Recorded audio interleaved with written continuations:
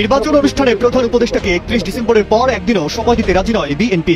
এমন কথা বলে ওঠেন দলটির স্থায়ী কমিটির সদস্য সালাহউদ্দিন আহমেদ। এর প্রতিক্রিয়ায় জাতীয় নাগরিক পার্টির আহ্বায়ক নাহিদ ইসলাম বলেন, বিএনপি ভারতের সুরে কথা বলছে, তাদের বক্তব্যের সঙ্গে ভারতের বক্তব্যের কোনো পার্থক্য নেই। সঙ্গে সঙ্গে কথার জবাব দেন বিএনপির স্থায়ী কমিটির সদস্য সালাহউদ্দিন আহমেদ। বলেন, ডিসেম্বরে নির্বাচন চাইলে যদি ভারতের সুরে কথা বলা হয়, তাহলে যারা নির্বাচন পেছাতে চায় তারা যুক্তরাষ্ট্র ও চীনের সুরে কথা বলছে। আসসালামু আলাইকুম ওয়া রাহমাতুল্লাহ। সুপ্রিয় দর্শক, সাবেক উপদেষ্টা নাহিদ ইসলামের সঙ্গে তর্কে জড়িয়ে পড়লেন সালাহউদ্দিন আহমেদ। আপনারা জানেন যে গত একদিন আগে ঐকমত্য কমিশনের যে বৈঠকটা হয়েছে সেখানে বিএনপির পক্ষ থেকে সালাহউদ্দিন গিয়েছিলেন এবং এনসিপির পক্ষ থেকে নাহিদ ইসলাম গিয়েছিলেন। তো তারা সেখানে বক্তব্য দেওয়ার সময় দুইজনে তর্কে জড়িয়ে যান প্রধান উপদেষ্টার সামনে, ডক্টর মোহাম্মদ ইউনূসের সামনে। আচ্ছা, আমি মনে করলাম নাহিদ ইসলাম সে ছেলে মানুষ, বয়স কম, সে হয়তো ভুল করেছে, কিন্তু আপনি তো একজন বয়স্ক মানুষ, আপনি কেন তর্কে জড়ালেন ছোট মানুষের সাথে? বিএনপি নেতা সালাহউদ্দিন কিন্তু ওই প্রথম যেই দিন ঐকমত্য কমিশনের বৈঠক হয়েছে, বৈঠক শেষে যখন সাংবাদিকদের সাথে সংবাদ সম্মেলন করেছে, তখন আপনারা দেখেছেন যে বিএনপি নেতাদের কিন্তু সিনিয়র নেতাদের ইনি অপমান করেছেন। এক নেতা কথা বলতেছে, সেই কথা তিনি কেড়ে নিয়েছেন। আবার আর এক নেতা কথা বলতে লেগেছে, শেষের দিকে সে চলে যাচ্ছে। সেগুলো যদি বিএনপি ক্ষমতায় যায়, তাহলে বিচারের আওতায় এনে স্বাধীন বিচার ব্যবস্থার মাধ্যমে এই বিচার সম্পন্ন করা হবে। আপনারা আজকে কোনো আশ্বাস পান নাই সুনির্দিষ্ট না, এটা স্পেসিফিক কোন রকমের এরকম কথা হয় নাই, উনি স্পেসিফিক জানান নাই। আমরা আমাদের দাবিগুলো করেছি, বা ওনারা ওনার প্রেসের মাধ্যমে জানাবেন, সেই জন্য আমরা অপেক্ষা করব। সন্তুষ্ট কিনা আমরা প্রতিক্রিয়া জানানোর দরকার না, ওনার প্রেস সেকশন কি বলে তারপরে আমরা প্রতিক্রিয়া দেব। আপনারা ওনার প্রেসকে আগে কথা বলতে বলবেন। আমি একটু বলি, এখন আমি একটু বলি মূলত সংস্কার এবং বিচার, নির্বাচন, এই তিনটার উপর আলোচনা হয়েছে এবং সংস্কারের ব্যাপারে আমরা এটা পরিষ্কার এবং ওনারা একমত হয়েছে। সংস্কার যেখানে ঐক্যমতের ভিত্তিতে হওয়ার কথা, তার ভিত্তিতে সংস্কার কাজ সম্পন্ন হবে এবং সেই কাজ অতি সহসা সম্পন্ন করা সম্ভব। এখানে কোনো দ্বিমত পোষণ করেন নাই। বিচার ব্যবস্থা বিচার বিভাগ করবে এবং বিচারের আওতায় আনার ব্যাপারে যে আলোচনা হয়েছে, এখানে ওনাদের কোনো দ্বিমত নাই। সুতরাং ডিসেম্বরের আগেও নির্বাচন করা সম্ভব, এই আলোচনা হয়েছে। পদত্যাগের ব্যাপারে আমরা লিখিত বক্তব্যে জানিয়েছি, আগেও জানিয়েছি। নিরাপত্তা উপদেষ্টা এবং আর দুইজন ছাত্র উপদেষ্টা, যাদের কারণে এই সরকারের নিরপেক্ষতা ক্ষুণ্ণ হচ্ছে, তাদেরকে বাদ দেওয়ার জন্য আমরা আজকেও লিখিত বক্তব্য আমরা দিয়েছি, ওকেও বলেছি। সেই আশ্বাস ওনারা দেখবেন, আমরা আমাদের বক্তব্য দিয়েছি। Thank you. যে তিনটি বিষয় নিয়ে আমরা কথা বলেছি, আপনারা শুনেছেন, সংস্কার, বিচার এবং নির্বাচন। আমরা স্পষ্ট ভাষায় বলেছি, মানে এইরকম করছে। তো এই বিএনপি নেতা সালাহউদ্দিন নিজেকে খুব বড় মনে করে, নিজের মানে খুব অহংকার করে, সেটা আমরা বুঝতে পারলাম এই দুইটা ভিডিও দেখে। তো প্রিয় দর্শক, আমি বুঝতেছি না হঠাৎ করে রুহুল কবির রিজভী এবং মির্জা ফখরুল দেবে কেন এবং সালাহউদ্দিনকে কেন হাইলাইট করা হচ্ছে। সবগুলো জায়গায় দেখতেছি এখন সালাহউদ্দিন। মির্জা ফখরুল কিন্তু নেই, আর মির্জা ফখরুলের বক্তব্য আর দেখা যাচ্ছে না, রুহুল কবির রিজভীদের বক্তব্য দেখা যাচ্ছে না, আব্বাসের বক্তব্য দেখা যাচ্ছে না। এরা মনে হয় চুপ মেরে গেছে এবং সালাহউদ্দিনকে সামনে তুলে দিয়েছে। তো অনেকে সালাহউদ্দিনের প্রশংসা করতেছে যে আল্লাহ, মহান আল্লাহ তাকে বেঁচে রেখেছে, দেখে বেঁচে আছে, আপনার এর বিরুদ্ধে মিথ্যাচার করতেছেন, হ্যান ত্যান। আপনি ভালো করে খোঁজ নিয়ে দেখেন, এস আলমের ব্যবসা দেখাশোনা করতেছে এই সালাহউদ্দিন এবং সালাহউদ্দিনের ছেলে, এবং এখান থেকে যা লাভের অংশ আসতেছে সেগুলো সিঙ্গাপুরে পাঠিয়ে দিচ্ছে। তো এস আলম কে? এস আলম গত 15 বছর ধরে হাসিনাকে এস আলমের রায় চালিয়ে আসছে এবং ইসলামী ব্যাংকের 51,000 কোটি টাকা সে সিঙ্গাপুর পার করে নিয়ে যেয়ে ওখানে ব্যবসা করতেছে। সেই এস আলমের ব্যবসা দেখাশোনা করে এই সালাহউদ্দিন আর তার ছেলে, আর আপনারা তাকে দেখাচ্ছেন, সাধুবাদ জানাচ্ছেন। তো সে যদি ভালো লোক হতো, ভালো নেতা হতো, তাহলে ওই আওয়ামী লীগের দোসর এস আলমের ব্যবসা দেখাশোনা করতো না। তো যাই হোক, সবই টাকার খেলা। বাংলাদেশ জামাত ইসলামী এবং ইসলামপন্থী নেতাকর্মীরা ছাড়া সবাই টাকার পিছনে করে, সবাই রাজনীতি করে খাওয়ার জন্য, দেশ থেকে খাওয়ার জন্য, চাঁদাবাজি করে খাওয়ার জন্য।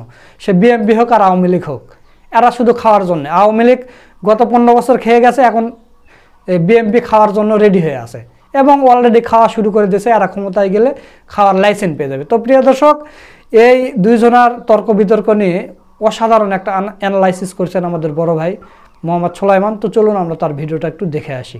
মাননীয় প্রধান উপদেষ্টা প্রফেসর ডক্টর ইউনূসের সামনেই নাহিদ ইসলাম এবং নাহিদ ইসলাম মিন্স সাবেক উপদেষ্টা এবং বিএনপির ডিফেক্টো লিডার বর্তমানে এসালাম বিষয়ক সম্পাদক, লুঙ্গি পরে ভারতের রাজকীয় মর্যাদায় ট্রেনিং প্রাপ্ত জনাব সালাউদ্দিন আহমেদ, এই দুজনের মধ্যে ঝগড়া হয়েছে। এই ঝগড়া রাজনীতিতে অত্যন্ত তাৎপর্যপূর্ণ। এই ঝগড়ার সুদূর প্রসারে ইম্প্যাক্ট রয়েছে রাজনীতিতে। এটা আমরা কিভাবে দেখব? এটা বড় কোনো ঘটনার ইঙ্গিত। এটা যা শুরু, এখন ঝগড়া হচ্ছে, সামনে মারামারি হবে, প্রধান উপদেষ্টার সামনে হবে, যমুনার সামনে হবে, ফরেন সার্ভিস একাডেমির সামনে, বেইলি রোডে, বিভিন্ন জায়গায় হবে এবং বিএনপি তার প্রতিপক্ষকে হত্যা করবে, সামনে আসবে, ওয়েট অ্যান্ড সি। দর্শক, এই যে ঝগড়াটা কালবেলা শিরোনাম করেছে এভাবে, প্রধান উপদেষ্টার সামনে তর্কে জড়ালেন সালাউদ্দিন ও নাহিদ। এই সালাউদ্দিন এবং নাহিদের তর্কে জড়ানোটা, মানে ঝগড়া করাটা, এটা তারুণ্যের সাথে এক্সপায়ার্ড মালদের ঝগড়া। এই ঝগড়া বাংলাদেশপন্থীদের সাথে ভারতপন্থীদের ঝগড়া। এই ঝগড়া বিপ্লবের স্পিরিটের সাথে ইন্ডিয়ান হেজিমনির ঝগড়া, স্পষ্ট। দর্শক, আমরা প্রথমে রিপোর্টটা একটু দেখি। বিএনপির স্থায়ী কমিটির সদস্য সালাউদ্দিন আহমেদ ও জাতীয় নাগরিক পার্টির আহ্বায়ক নাহিদ ইসলামের মধ্যে বৈঠকে তর্কাতর্কির ঘটনা ঘটেছে। প্রধান উপদেষ্টার সামনেই নির্বাচন রোডম্যাপ বা সময় নিয়ে তাদের মধ্যে বৈঠকে তর্ক হয়েছে বলে বৈঠক সূত্র জানিয়েছে। এখন দেখেন, এই সালাউদ্দিন আহমেদরা কিন্তু এমনিতেই এক্সপায়ার্ড। সালাউদ্দিন আহমেদ, তাদের সহকর্মী, তারা হাসিনাকে কিচ্ছু করতে পারেনি। তাদের যে রাজনীতি, তাদের যে লম্ফজম্প, রুহুল কবির রিজভীদের যে কবিতা আবৃত্তি নয়াপল্টনে বসে, এগুলোতে হাসিনার বালও ছিঁড়ে নেই, কিচ্ছু হয়নি। নাহিদরাই ঘটিয়েছে। এই নাহিদের এনসিপিকে কিন্তু আমরা সমর্থন করি না, আমি বেসিক্যালি সমর্থন করি না। কিন্তু নাহিদ যে গণ অভ্যুত্থানের নেতৃত্ব দিয়েছে, নাহিদদের হাত ধরে যে হাসিনার পতন হয়েছে, এটা অস্বীকার করা যাবে? নেভার। তো এই এক্সপায়ার্ড ইন্ডিয়ান মাল সালাউদ্দিন আহমেদরা ঝগড়া করছেন তারুণ্যের সাথে, বৃদ্ধরা ঝগড়া করছে তারুণ্যের সাথে, ব্যর্থরা ঝগড়া করছে বিজয়ীর সাথে।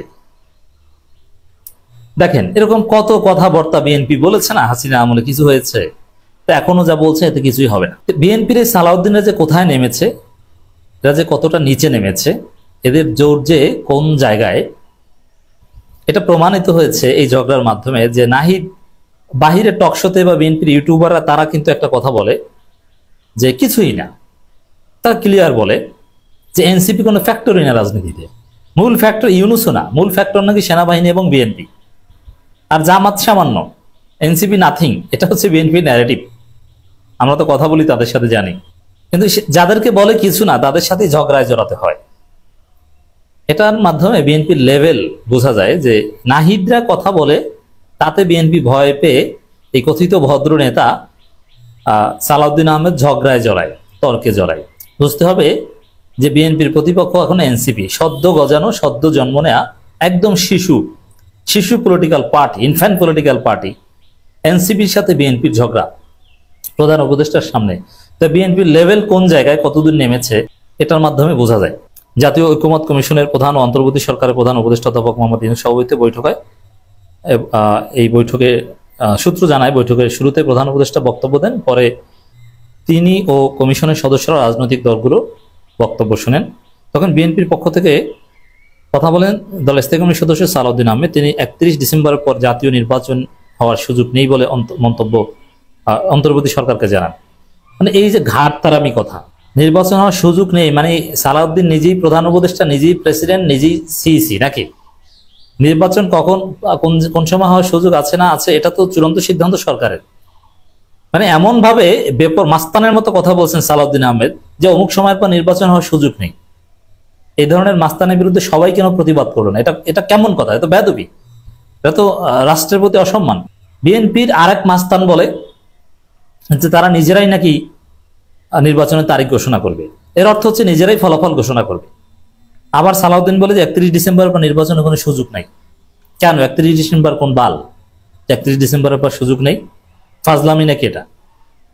এখন এই যে ঝগড়ার পরিবেশ তৈরি করেছে সালাউদ্দিন আহমেদ, তাহলে দায়ী কে? সালাউদ্দিন আহমেদ।